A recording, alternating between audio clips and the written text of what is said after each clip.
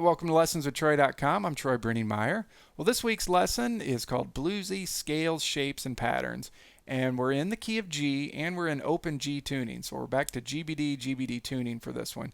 And I've had a lot of requests for me to teach some bluesy kind of minor pentatonic box shapes or patterns on the Dobro. Some of you might be like me. You started out on guitar, and you start out playing the blues a lot of times and jamming with your friends, and one of the first things you learn are those boxy minor pentatonic scale shapes on the guitar.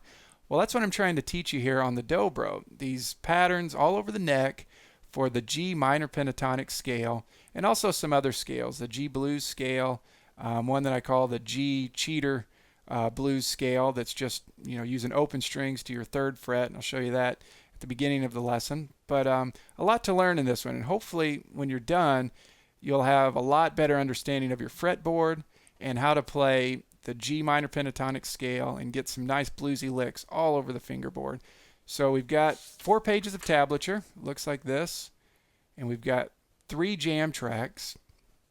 One is just an even eighths feel, one's a kind of a swing feel to it, and another is just a bluegrass feel.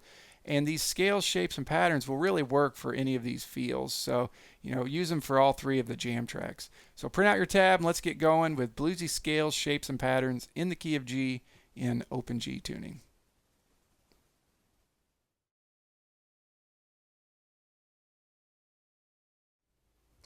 Okay, so measures 12 and 13. Now we're up here. Now it's another boxy shape. The last one I just showed you, that real nice long movable pattern. This was our highest note that we ended on, that 5th fret 1st string. Well, now at measure 12 and 13, we're starting on our 1st string, 8th fret.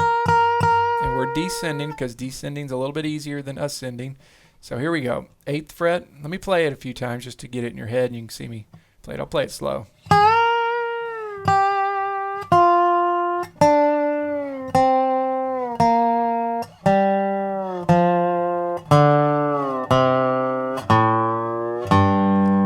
Now, as you noticed, I kind of combined the last one that I showed you, the long scale, with this, this 8th note, or 8th fret up here. So we got 8th fret 1st string, 5th fret 1st string, and now we go 6th fret 2nd string, 7th fret 3rd string. Now keep in mind all these diagonal lines that I'm showing you. Remember how the last one, the G minor pentatonic long form had this. That's why I call it the long scale, because it has this real long diagonal line. 1st fret, 3rd fret, 5th fret, 1, 3, 5. I'm just naming the frets there.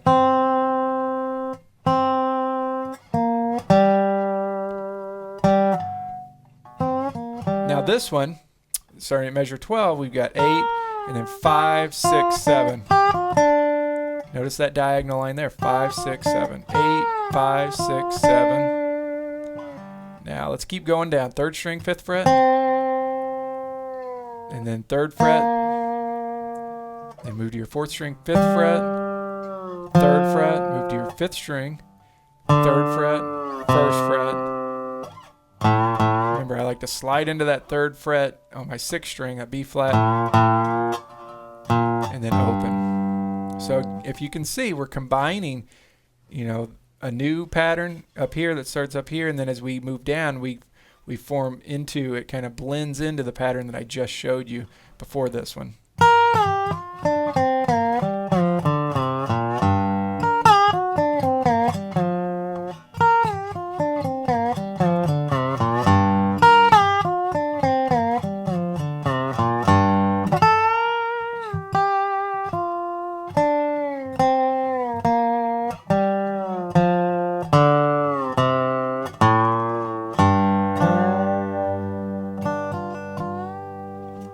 Okay, so work with that. That's G minor pentatonic position number 2.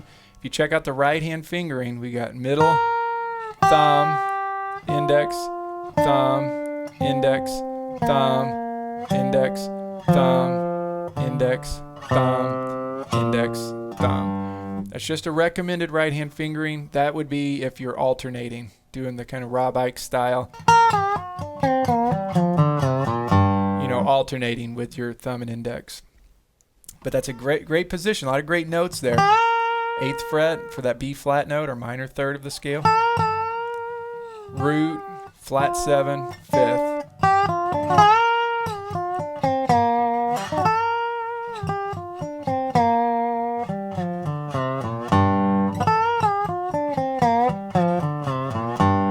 Okay, let's go ahead and move on to our position number 3 for the G minor pentatonic scale.